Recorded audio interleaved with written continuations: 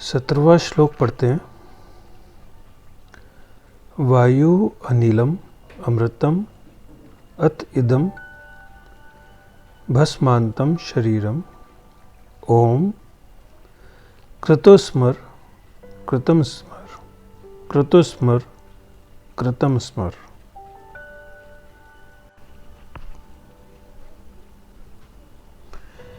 ये श्लोक साधक के लिए बड़ा महत्वपूर्ण है क्योंकि इसमें एक महत्वपूर्ण साधना बताई गई है। पहले तो इसमें ये कहा गया है कि जैसे हर प्राणी के दो जिंदा होने के, जीवित होने के दो प्रमाण हैं, शरीर और प्राण, जो सांस आ रही है जा रही है, और शरीर। ये दो चीज़ें हैं जिनसे ये पता रहता है कि मनुष्य है या प्राणी है। लेकिन पहले ही पंक्ति में जो कहा गया है कि शरीर भी भस्म हो जाएगा, अगर हम मनुष्य का शरीर लें तो हमारी परंपरा के हिसाब से शरीर भी भस्म हो जाएगा, आग में जला दिया जाएगा, और जो प्राण है वो अनिलम यानी हवा में विलीन हो जाएंगे, जो आसपास जो एयर है। तो जो कुछ भी हमारा जो जीवित होने का जो एसेंस है, जो भाव है, जो होना है, वो सब खत्म हो जाएगा। तो ये एक भाव है, ये एक समझ है। अगर हम पिछले श्लोक से संबंधित करके देखें इसे, तो जो पोषण करने वाला है उससे लेके जो संसार पूरा क्रिएट हो गया, और इस संसार ने उस सत्य को ढका हुआ है। तो अब जो है ये जो साधना है, ये कैसे हम उस आवरण को हटा सकें, तो उसके लिए जो साधना है वो बताई गई है एक तरीके से। तो पहला तो ये कि ये ध्यान में रहे हमेशा कि ये शरीर भस्म हो जाएगा और प्राण भी आसपास जो वायु है, वायुमंडल है, उसमें विलीन हो जाएंगे। तो ये पहला भाव है कि मैं नहीं रहूँगा। तो ये जो कुछ भी दिख रहा है, खाली संसार की ही बात नहीं रही, अब मेरी खुद की भी बात हो गई कि मेरा जो, जिसे मैं समझता हूँ जो मेरा भी होना है, कि मेरा शरीर है, मेरी सांस है और मैं चल रही है और मैं जिंदा हूँ, तो ये नहीं रहेगा। जब ये नहीं रहेगा तो फिर क्या रहेगा? तो जो उसके बाद रहेगा वो अमृत है। जो उसके बाद रहेगा वो अमृत है, वो अमर है, वही कह सकते हो आत्मा है। लेकिन वो सिर्फ ये भाव करने से नहीं आएगी। तो अगली पंक्ति में आगे और एक साधना बताई है, कृतम स्मर, कि जो करने वाला है उसको याद करो, स्मरण करो, उस पर ध्यान रखो कि कर कौन रहा है। जो कुछ भी संसार में क्रिया हो रही है, जो कुछ भी मैं कर रहा हूँ, क्योंकि जैसे पिछले श्लोक में ही था कि वो पोषण जो है, पोषण से लेकर संसार प्रजा तक की जो किरण है, तो ओरिजिन कहाँ से है, तो करने वाला क्या, ये भाव कहाँ से आया जो भी कर रहा है। जो कुछ भी मैं कर रहा हूँ, जो भी क्रिया मैं करता हूँ, उसके पीछे जो करने वाला है उसको पकड़ने की कोशिश करूँ, और उसी के संबंध में आगे ये भी कि जो कुछ मैं कर रहा हूँ उसका भी एक आभास रहे। तो दोनों चीज़ें देखनी है। ये पूरी जो किरण है, ये जो पूरा वर्तुल है, या पूरा जो पोषण से लेके प्रजा तक, मनुष्य तक, प्राणी तक, जो भी पूरी एक किरण है, उस पे मैं एक साथ पूरा ध्यान रखूँ। तो जो कर रहा है वहाँ से लेके जो हो रहा है, जो किया जा रहा है, जो कुछ भी कर्म हो रहे हैं, जो कुछ भी कर्म किए गए हैं, वो सब मैं एक साथ उनको एक जगह पर रखने की कोशिश करूँ। तो ये पूरा जो धर्म है, पूरा जो ऑर्डर है सत्य का, ये जो पूरा होना है संसार का, इसके पीछे का जो सत्य है, ट्रुथ है, वो पकड़ में आ सकता है।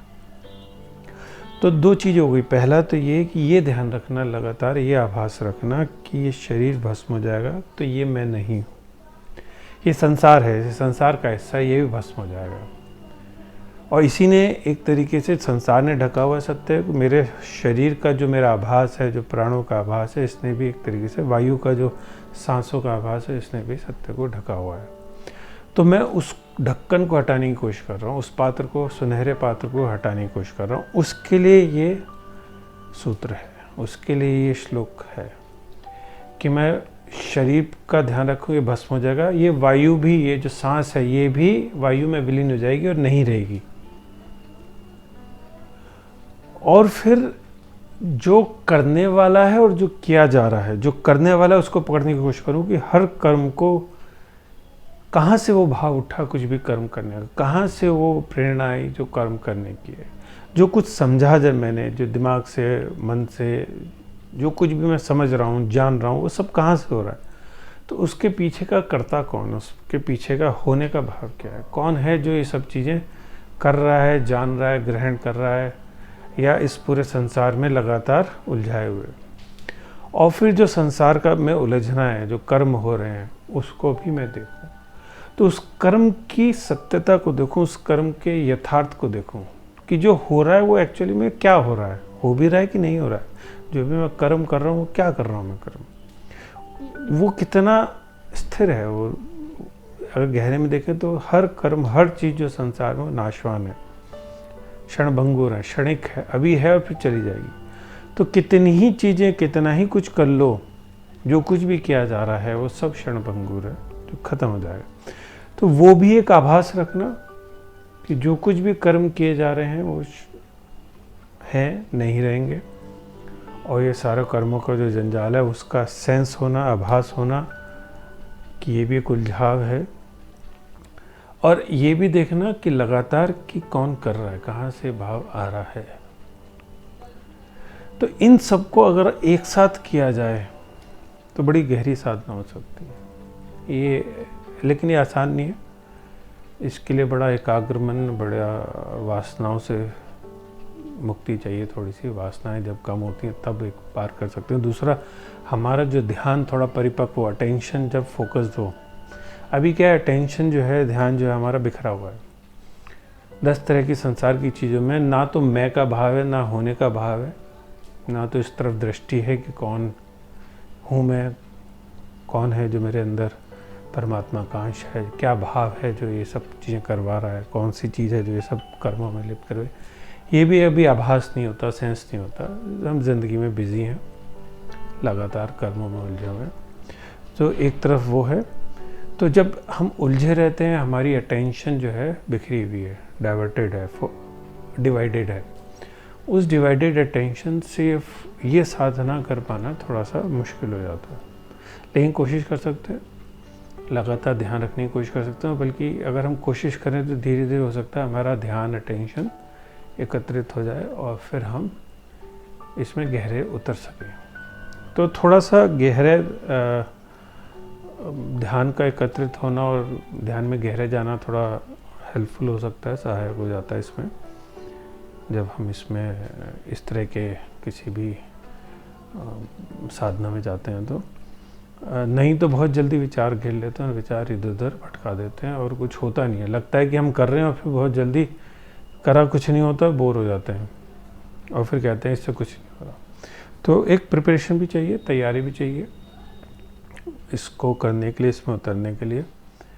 लेकिन ये साधना बड़ी गहरी साधना है और पिछले श्लोक में जैसे कहा गया उसी से संबंधित है कि कैसे इस पात्र को हटाया जा सकता है। जब आपको हर चीज़ क्षणभंगुर दिखने लगे और गहरे में गहरे गहरे दृष्टि चली जाए कि जाने लगे कि कौन है जो उस चीज़ को, क्या है जो उस चीज़ को चला रहा है, तो उस तरफ नज़र खोज और कैसे उस चीज़ से सारे कर्म निकल रहे हैं, कैसे उस चीज़ से सारा संसार निकल रहा है।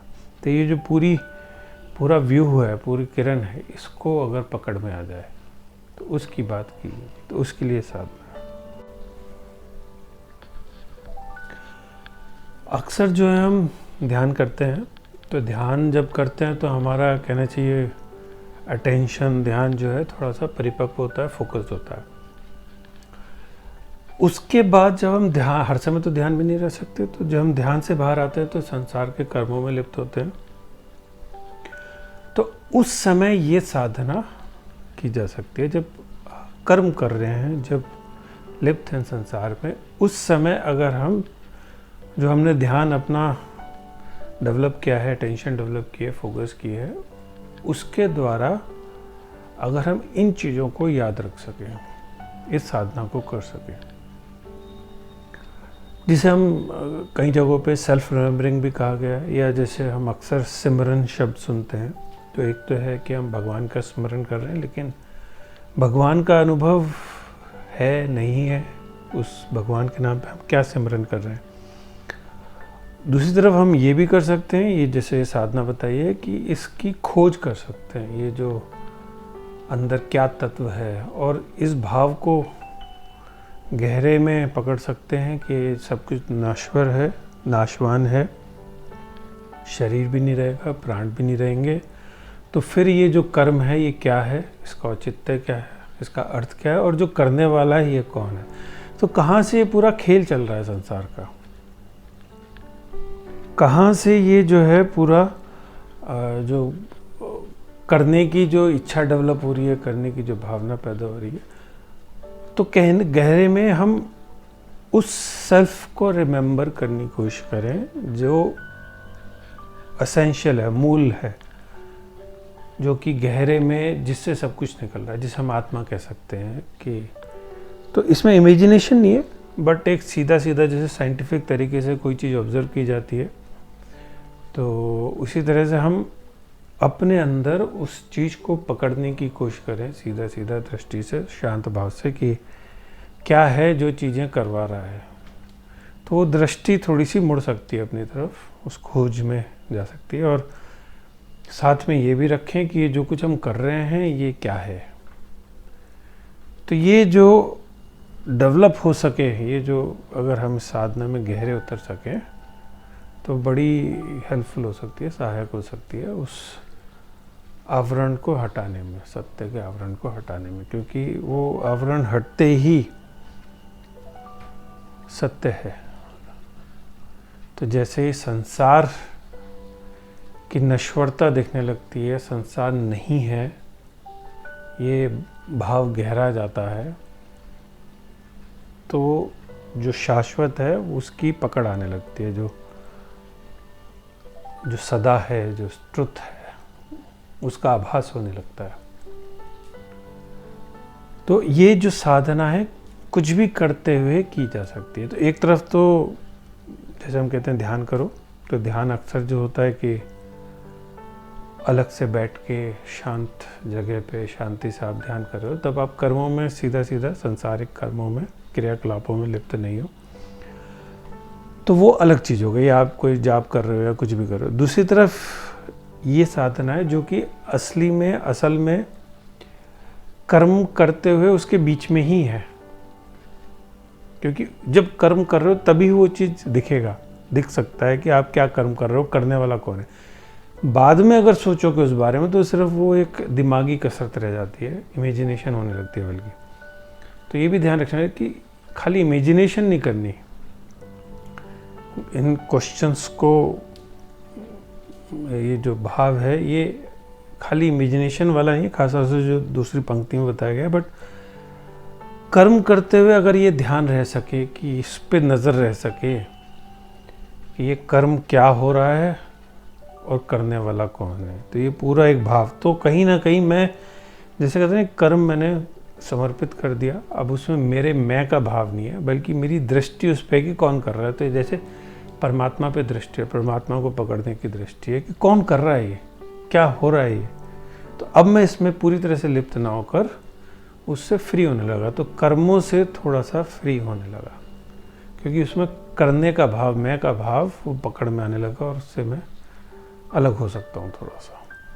तो ये उस समय की साधना है। और दूसरी तरफ वो भी है कि मैं शरीर भस्म हो जाएगा, तो ये जितना ये भाव भी गहराएगा उतना ये साधना करना आसान हो जाएगा। जब ये भाव गहराएगा कि सांस भी नहीं रहेगी, शरीर भी नहीं रहेगा, सब खत्म हो जाएगा, तो फिर मैं कौन हूँ, और मैं कौन हूँ, तो फिर ये सब करने वाला कौन है, ये सब क्रिया क्या है, ये सब कर्म क्या है।